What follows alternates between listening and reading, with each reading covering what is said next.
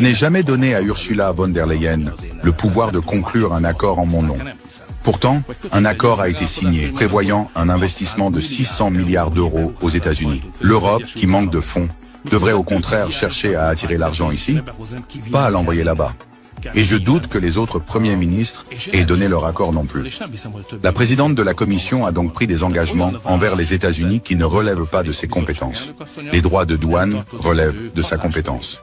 Mais si j'ai bien compris, le point confidentiel concernant les livraisons d'armes à l'Ukraine figure aussi dans l'accord. Or, cela ne relève pas de ses attributions non plus. D'après ce que j'en sais, il serait question que les États-Unis livrent des armes à l'Ukraine, à condition que nous, Européens, les financions. Là encore, personne ne m'a consulté et aucune décision européenne n'a été prise en ce sens. Cela pose, à mes yeux, un problème très grave. Et si je te disais que l'État d'Israël n'est peut-être pas né là où tu le crois, que ses fondateurs n'avaient aucun lien avec la Terre Sainte? Voici l'histoire interdite des Khazars, des Ashkénazes et des origines secrètes du sionisme. Il y a plus de 1200 ans, au cœur des steppes eurasiennes, un royaume méconnu dominait les routes commerciales entre Orient et Occident, le royaume Khazar. Un peuple turcique, ni juif, ni chrétien, ni musulman. Jusqu'au jour où leurs rois, par stratégie géopolitique, adoptèrent une religion inattendue, le judaïsme. Oui, une conversion politique, pas issue des Hébreux ni des prophètes, mais choisie pour rester neutre entre l'Empire byzantin et le califat islamique. Lorsque leur royaume s'effondre au XIe siècle, leurs traces s'effacent, mais pas complètement. Car certains chercheurs affirment que les descendants des Khazars se sont mêlés aux populations slaves, donnant naissance à une branche nouvelle du peuple juif, les Ashkénazes, des juifs d'Europe centrale et orientale, très différents physiquement et culturellement des sémites du Moyen-Orient. Des siècles plus tard, ces Ashkénazes deviendront les piliers d'un projet qui changera l'histoire, le sionisme. Fin 19e siècle. L'Europe rejette les juifs, pogrom en Russie, antisémitisme en France. Alors naît un rêve, créer un État juif. Mais où? En Ouganda? En Argentine? Non. Le choix final tombe sur une terre déjà peuplée, la Palestine. Le mouvement sioniste est lancé, dirigé par des intellectuels laïcs ashkénazes comme Theodor Herzl. Ils ne prient pas, ils ne parlent pas hébreu, mais ils réclament la Terre Sainte au nom de promesses bibliques. Un projet politique masqué derrière un voile spirituel. Au fil des décennies, des colons s'installent, les tensions montent, la Palestine arabe s'enflamme, puis vient 1948. L'État d'Israël est proclamé. Mais contrairement à ce qu'on raconte, ce n'est pas le retour d'un peuple sur sa terre. C'est l'arrivée d'un autre peuple, venu d'Europe, parfois descendant des Khazars, imposant un nouvel ordre. Depuis, une question dérange. Qui a vraiment le droit à cette terre? Ceux qui l'ont habitée pendant des siècles, ou ceux qui y sont venus avec une idéologie, des armes et un récit construit? Ce n'est pas juste de l'histoire, c'est la racine du conflit d'aujourd'hui. Le Hamas, c'est le gouvernement israélien. C'est nous qui avons créé le Hamas afin de créer un poids contre le Fatah à l'époque. Et nous avons pensé que ce serait une organisation de prière qui va se chamailler avec le Fatah. On n'a pas pu prévoir ce que ça allait devenir, mais c'est notre création. Alors, d'abord les faits.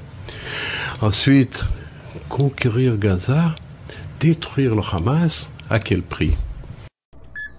Avez-vous entendu parler de la Hasbara? C'est le nom que donne Israël à sa stratégie de communication. Littéralement, le mot signifie explication en hébreu. Mais dans les faits, la Hasbara désigne une guerre de l'information menée sur les réseaux sociaux et dans les médias pour défendre coûte que coûte l'image d'Israël à l'étranger. Depuis le début de la guerre d'Israël à Gaza, une opération de désinformation massive a été lancée par le gouvernement israélien, avec pour objectif créer l'illusion d'un large soutien américain de la guerre contre Gaza. Selon le New York Times et Haaretz, 2 millions de dollars ont été investis dans cette campagne.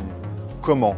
En créant des centaines de faux comptes sur X, Facebook et Instagram avec des dizaines de milliers d'abonnés. Ces comptes se faisaient passer pour des électeurs, des étudiants, des citoyens ordinaires, voire même des élus. Ils ciblaient principalement des parlementaires démocrates, notamment afro-américains. Ces faux profils publiaient des contenus soutenant la guerre d'Israël, des propos islamophobes, des messages anti-immigrants. Dans certains cas, ces comptes accusent même les musulmans du Canada ou des États-Unis de vouloir imposer la charia. Selon Meta et OpenAI, elle est liée à Stoic, une agence de marketing numérique basée à Tel Aviv. Et même si le ministre israélien des Affaires de la diaspora nie toute implication, les enquêtes montrent que cette campagne est alignée avec les priorités de l'État israélien. Cette fois, la cible principale, ce ne sont pas les réseaux sociaux israéliens, mais des législateurs américains. Des élus démocrates, souvent afro-américains comme Hakeem Jeffries ou Raphaël Warnock, ont été visés. L'idée, faire croire à un large soutien de l'opinion américaine pour Israël et tenter de peser directement sur les votes, les discours et les financements. Ce n'est pas une première. En 2023, un média canadien avait déjà révélé qu'un sondage d'opinion avait été commandé par le consulat israélien à Toronto pour orienter les perceptions de la guerre à Gaza. Ce que révèlent ces enquêtes, c'est l'ampleur d'une stratégie bien connue sous un nom bien précis, la Hasbara. Un mot hébreu qui signifie explication, mais que ces critiques traduisent aujourd'hui par propagande d'État. Dans une époque où l'information circule à toute vitesse, ces campagnes montrent à quel point la guerre ne se joue plus seulement sur le terrain, mais aussi sur nos écrans et aussi dans nos fils d'actualité.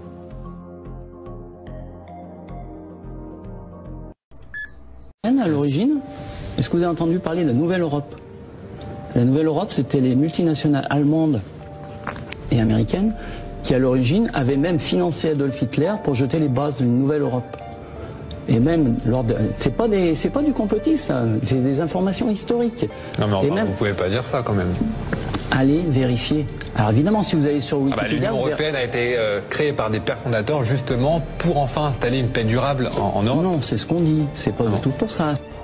Alors, il a raison, il a tort. Alors d'abord, je ne suis pas absolument certain que ce soit tout à fait d'actualité de parler de ce genre de choses. Moi, je ne l'aurais pas fait à sa place. Mais deuxièmement, je suis désolé, mais que les téléspectateurs aillent se renseigner sur qui était, par exemple, Walter Hallstein.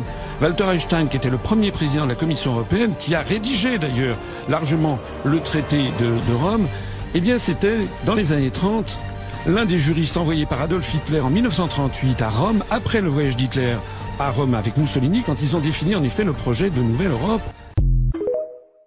Je fais cette petite vidéo parce qu'il y a quelque chose qui vient de m'énerver, très profondément, et qui en même temps me fait peur. Ça fait 4 ans que j'ai quitté la gendarmerie, pour remettre les choses dans son contexte. J'ai jamais reçu de mail, jamais reçu de soutien ou quoi que ce soit de la part de la gendarmerie. Et là, je reçois un petit mail qui déguise un petit peu le vrai contenu, en me disant qu'il crée un nouveau site, jusque-là tout va bien, pour les anciens de la gendarmerie ou du corps de l'armée, pour garder des liens avec la communauté au cas où on voudrait devenir ESR, donc c'est réserviste en gros. Et 2 ou 3 fois dans le mail, entre ces paragraphes de on vous soutient, la gendarmerie est forte du lien qu'elle entretient avec la communauté, alors qu'on n'a pas demandé de nouvelles, hein, toujours pour rappel, on me dit que, vu qu'il y a... enfin, ceux qui ont intégré automatiquement le vivier du dispositif de réserve de sécurité nationale, ce qu'on appelle l'RSN, sont à ce titre rappelables en cas de menace, article 4231-4 du Code de la Défense, pour ceux qui veulent vérifier mes sources, et de troubles ou de menaces, troubles graves à l'ordre public, article L421-3 du Code de la sécurité intérieure durant 5 années. Et après on dit voilà, la gendarmerie est forte du lien qu'elle entretient avec ses anciens, mon parce que j'ai jamais eu de lettre de soutien, savoir comment elle allait se passer. Donc voilà, on nous déguise un petit peu ce petit truc caché là où on nous le dit 2-3 fois, mais c'est pour votre bien et tout, mais juste on vous rappelle que vous êtes rappelable. Je trouve ça bizarre qu'en 4 ans j'ai jamais reçu ça, on m'a jamais cité ce genre d'article pour me dire vous êtes rappelable. Il y a des manifs qui se préparent. Alors soit on me prend pour une conne et on m'envoie ça en espérant que les petits mails de on vous soutient, on est là, naninana, on est une grande famille, et on met ça juste pour faire passer la pilule. Je pense que je suis pas un mouton et que je suis pas conne. Je pense qu'il y en a beaucoup qui vont pas en parler non plus, mais Vous avez vraiment cru que j'allais gober ça? Mais moi, ta lettre, déjà je l'ai déchirée en 1000 morceaux et je vais me torcher le avec. Mais je vais m'en faire un plaisir. Et si un jour je suis amenée à être appelée comme ils disent, ce qu'on normalement on fait en temps de guerre, hein, je vous le rappelle, on rappelle aux gens qui peuvent être rappelés en temps de guerre, non, non en fait, non, je ne servirai pas Macron. Si j'ai quitté l'institution, c'est bien pour des raisons, et ces raisons-là, je pourrais les dénoncer, même porter plainte, et je pense que ça leur ferait pas plaisir. Mais des petites menaces comme ça, déguisées en lien fraternel, mais j'en ai rien à... Alors Macron, tu peux te la mettre dans ta lettre, tu peux te la mettre profond. Je ne servirai pas ton pays, pas le pays des Français, mais le tien, ton pays que tu veux instaurer. Et bien s'il faut aller en taule pour ça, j'irai. Mais me fais pas croire que c'est de la fraternité. Je fais des vidéos dans lesquelles je rappelle que l'homme et la femme ne sont pas égaux, mais différents et complémentaires. Et pour ça, les féministes hargneuses, donc célibataires, et les émasculés élevés au lait de soja, donc célibataires, viennent me traiter de mascu. Masculiniste, c'est le mot que tu balances quand t'as plus d'arguments mais besoin d'un ennemi. Moi, je suis pas mascu, je suis un homme, et je m'excuserai pas d'en être un. Si simplement dire que l'homme et la femme sont complémentaires et non identiques déclenche autant de haine, c'est pas parce que t'as dit une bêtise, c'est parce que t'as touché une vérité que certains veulent enterrer à tout prix. Dans un monde en chute libre, rappeler que le masculin et le féminin sont faits pour se compléter, pas pour se concurrencer, c'est devenu un acte de rébellion. Et ceux que ça dérange le plus, c'est pas les gens équilibrés, c'est les égos fragiles sous stéroïdes idéologiques. Ceux qui ont battu toute leur identité sur un mensonge, que la femme n'a besoin de personne, que l'homme est un problème à corriger. Mais faut voir le vrai plan derrière. Cette idéologie-là n'est pas née de l'amour ni de la justice, c'est le bras armé du capitalisme. Le système veut faire sauter la famille, démolir l'homme et isoler la femme. Pourquoi ? Parce qu'une femme seule, sans mari, sans foyer solide, devient une cible parfaite pour la consommation. Des produits de beauté à la thérapie, du développement personnel au voyage empowerment. Elle consomme pour combler ce que le lien humain pouvait offrir gratuitement. Et les enfants dans tout ça, sans père, sans structure, sans colonne vertébrale, ils deviennent de la chair fraîche pour les algorithmes, les marques, les lobbies éducatifs. Une génération plus facile à formater, à manipuler, à vendre. C'est ça le vrai projet. Et pendant qu'on cherche à te faire culpabiliser parce que tu dis que l'homme et la femme sont complémentaires, n'oublie pas que sur Instagram, t'as des féministes extrêmes qui balancent des vidéos en disant qu'il faudrait éradiquer les hommes, ou que tous les hommes sont des violeurs en puissance. Mais ça, silence radio. Par contre, si tu critiques leur doctrine, ils crient à la misogynie comme d'autres crient à l'antisémitisme dès qu'on parle de la politique d'Israël. C'est la même mécanique. Tu critiques une idée, on t'accuse de haïr une identité. C'est pas un débat, c'est une muselière. Alors non, t'as pas tort, tu déranges. Tu fais péter des bulles de confort intellectuel. Et ça, c'est ce qu'il y a de plus dangereux pour ceux qui veulent vivre dans le mensonge. Je te le dis droit dans les yeux, dans un monde inversé, la vérité devient un acte révolutionnaire. Et si tu tiens la ligne, tu ne fais pas que parler, tu résistes. Ce masque filtre l'air lorsque la vache rote. Sa promesse, réduire de moitié la pollution causée par les bovins. Ce masque mis au point par une start-up anglaise et un géant mondial de l'alimentation animale devrait équiper quelques bovins dès l'an prochain. Il sera loué 65 € par an et par vache. Un coût qui pourra être subventionné comme tout ce qui est mis en place par les agriculteurs en faveur de l'environnement. Il y a un truc qu'il faut vous sortir de la tête à tous, c'est que les gens qui sont aux commandes, les gens qui sont les autorités, ne travaillent pas pour vous, ils travaillent pour eux. Le reste, ils s'en foutent. D'accord ? C'est juste leur carrière qui les intéresse. Le reste, ils en ont rien à faire. Donc, ils ne sont pas là pour vous aider, ils ne sont pas là pour travailler pour vous, ils sont là pour travailler pour eux. C'est l'unique chose qui les préoccupe. Le reste, ils s'en foutent. Donc, arrêtez de penser que... Moi, j'ai plein de gens qui me disent « Ah ben, moi, ils oseront pas faire ça. » Ah, tu parles qu'ils oseront pas faire ça. Mais ils en ont rien à foutre. Ils le feront. Ils le feront, bien sûr qu'ils le feront. Si ça peut les sauver, si ça peut sauver leur boulot, si ça peut prolonger de quelques années leur système de corruption, etc., et de fric, bien sûr qu'ils le feront. Ils s'en foutent de vous, complètement. Donc, cessez de penser que ces gens-là sont bienveillants et sont là pour vous. Ils s'en foutent complètement.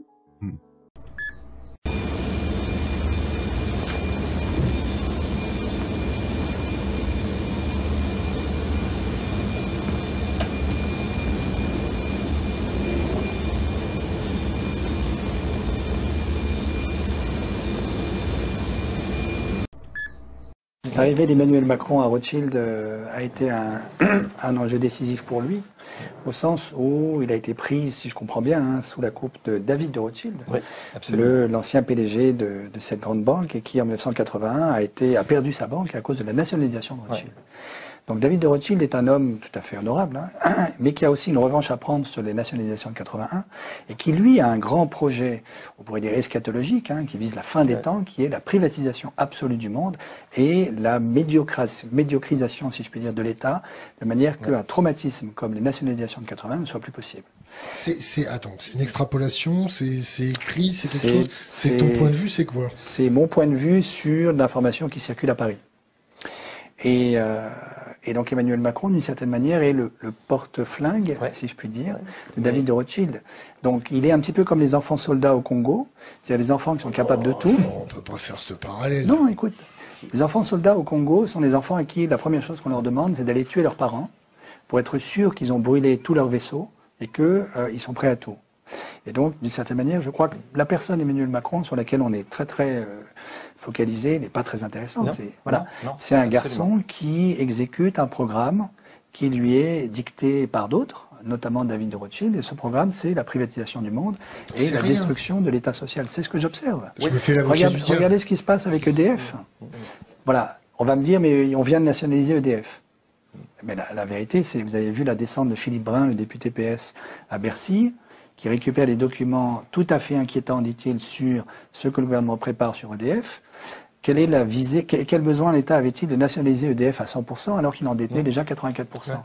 En fait, ce qui se cache derrière, très vraisemblablement, et les mois prochains vont nous le montrer, c'est un projet de démantèlement d'EDF prévu par le gouvernement pour médiocriser l'État. Voilà, c'est ça qui est en jeu, et privatiser tout ce qui peut l'être. De la même manière, je sais qu'il y a un projet de démantèlement de la Caisse des dépôts et consignations pour donner le monopole de la gestion du livret A aux banques. C'est ça quand même la vérité du programme de ce gouvernement, de cette majorité. Salut, je suis Canadien. Si tu vas te promener dans les bois ici, tu pourrais écoper d'une amende de 25 000 $ juste pour avoir fait une balade en forêt. Parce qu'au lieu de gérer la forêt ou de débroussailler, on préfère mettre en place quelque chose de vraiment dystopique. En parlant d'incendie, si tu veux mettre le feu à une de nos églises ou brûler le drapeau canadien en scandant « Mort au Canada », vas-y, fais-toi plaisir. Comment exprimer tes sentiments autrement? Au Canada, nous sommes progressistes et nous nous soucions de l'environnement.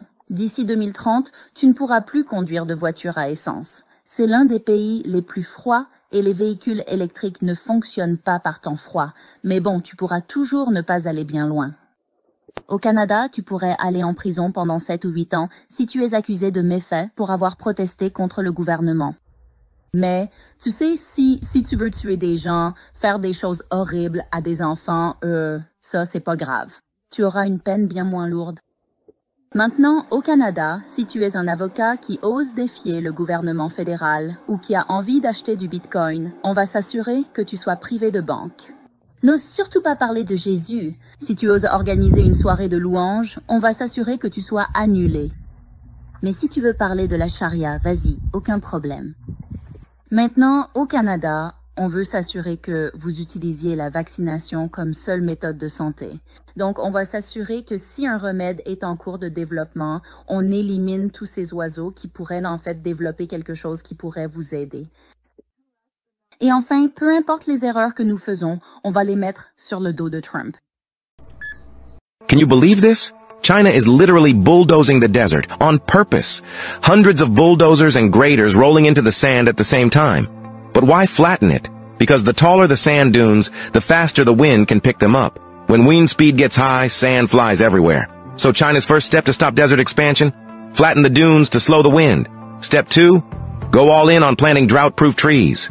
They plant species like sand willow, carragana, and saxaul trees. These plants don't care about drought, don't fear the wind, and their roots grow dozens of feet deep to lock in the sand. They can even survive a year without rain.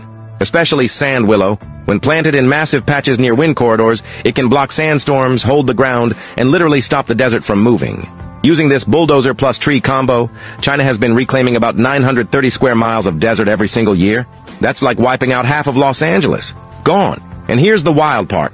These areas aren't just frozen sand now. They're actually turning into grasslands, forests, and farmland. Could this method save even more deserts? Tell me in the comments. 1,800 plus globally and counting. Christy out of Atlanta, Georgia, July 1st of 2025. This phenomena is definitely not slowing down. If anything, it's increasing. This is the hallway light inside of her house that just the other day started malfunctioning for unknown reasons. Couple more to share with you guys. Going to Tennessee, Julie and Chris couldn't help but notice the multiple parking lot lights malfunctioning. So there was probably a total of at least 12 or 15 bulbs malfunctioning at the same time. Example number 2 sent in by Brandon Wells of a gas station sign, and the prices of the gas were malfunctioning on the sign out by the road. Kind of hard to miss that. And example number 3 sent in by Soup Can out of Bradenton, Florida. This has been a hot spot for this activity. Florida in general, but Bradenton specifically. I've received multiple videos out of Bradenton, and here's yet another one. And the witness says they've never seen this type of activity before on this building. Multiple lights on the front of that building malfunctioning for unknown reasons. Coming over here to the homepage of the website, quick look at the GOES X-ray flux. All quiet the last 7 days. There was 3 days, and here's a look at 7 days. Once again, the sun has been super quiet. Looking at the Schumann resonance, there's been multiple spikes today over 40 hertz. Hopping over to the Yellowstone supervolcano caldera, looking at the seismographs that monitor the mighty supervolcano. Still monitoring this bizarre seismograph up along the northern rim of the caldera. Doesn't seem to be slowing down much, if any at all. Ce qui te décourage le plus de Montréal actuellement? Ça sent tellement mauvais, c'est tellement dégueulasse, ça pue tellement, là. Des fois, là, j'ai des drafts puis je suis en Inde. Tu sais, sans le savoir, je suis retournée en Inde, sérieusement, parce que, tu sais, quand tu débarques l'avion en Inde, c'est un choc, là. OK, l'odeur. Tu le sens. Tu sens les égouts, tu sais. Mais là, des fois, là, tu marches, puis là, t'as une odeur, là, d'égout, là, pis t'es comme, wow! Je te dis, là, ça pue, c'est pas propre. Il y a des pisclapes partout, on peut plus se parquer, on tourne en rond. L'hiver, c'est pas déneigé, déneige et pisclapes avant. Je te dis, il y a rien qui fonctionne dans cette ville-là.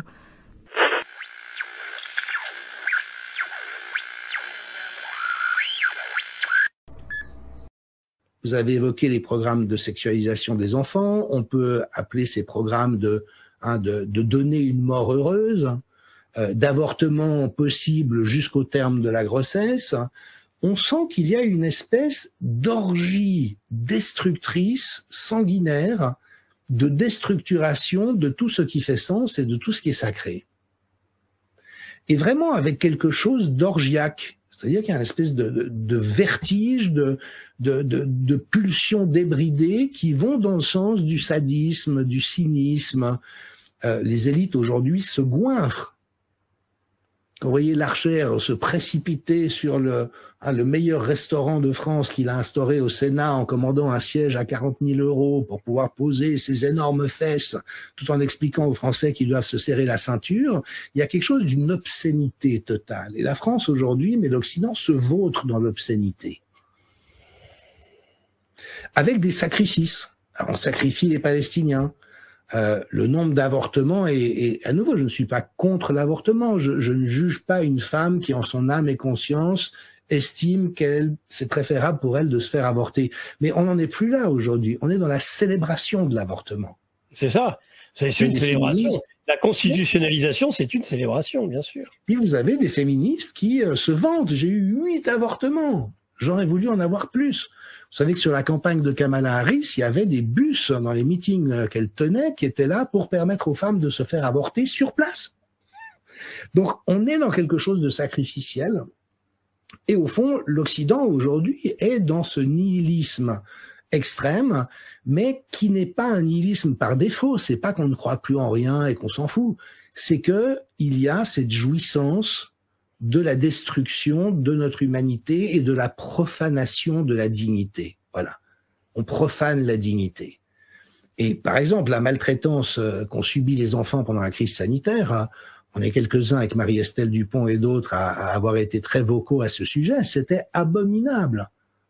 infliger à ces mouflets de porter des masques à journée longue qui ne sert à rien, les mettre dans des cercles de craie dans les préaux d'école, les terroriser quant au fait qu'ils pouvaient tuer papy-mamie, c'était mais d'une brutalité.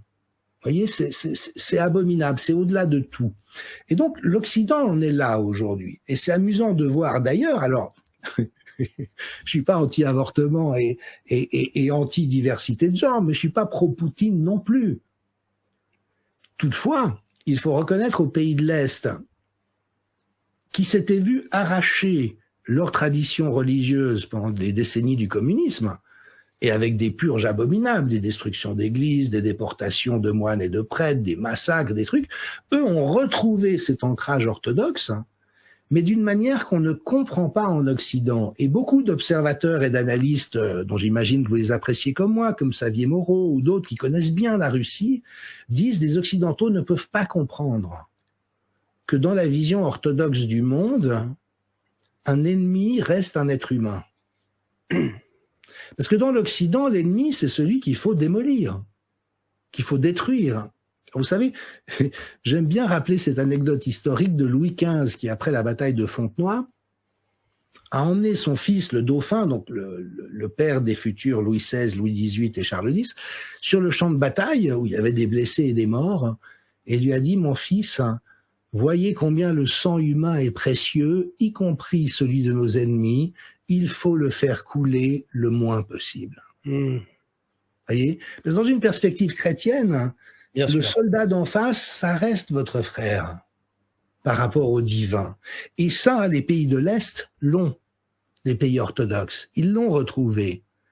Donc, l'Occident n'arrive pas à comprendre ça. On dépeint les Russes comme étant des sanguinaires qui n'ont qu'une seule envie, c'est de trucider les Ukrainiens. Mais Poutine l'a dit à réitérées reprises. Les Ukrainiens, c'est un peuple frère. Kiev, c'était la capitale spirituelle de la Russie. Il y a à l'ordre du jour la réémergence d'un socle de spiritualité partagée qui puisse permettre de se retrouver sur l'essentiel. Je me permets un tout petit aparté encore. Je suis désolé, je suis bavard, mais c'est des questions qui me passionnent. Non, pas du tout. C'est passionnant. C'est très intéressant de voir que dans l'épisode de cette cérémonie monstrueuse d'inauguration des Jeux Olympiques de Paris, monstrueuse, j'ai fait des décodages très approfondis à ce sujet, c'est pas un mot en l'air. Les musulmans ont réagi avec beaucoup plus de droiture que les chrétiens.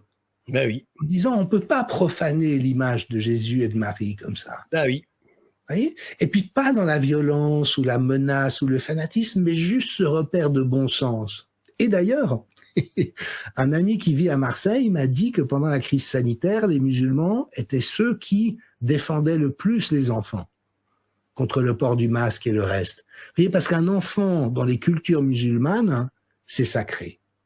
Quand vous voyez dans un pays musulman, c'est évident. Chez nous, l'enfant, c'est l'emmerdeur, c'est celui à la limite qu'on aurait mieux fait de liquider avec un avortement. Je caricature à peine. Bon les gars, c'est la merdasse. Trump et Poutine vont se rencontrer en Alaska le 15 août. Objectif Ukraine. Ah non, c'est pas vrai, c'est pas possible. Manu, il faut intervenir. Comment je vais faire, moi? Ça me fait chier pour toi, mon zézé. Mais je suis pas invité. Je peux rien faire. Je sais pas comment t'aider. Oh, si, c'est facile.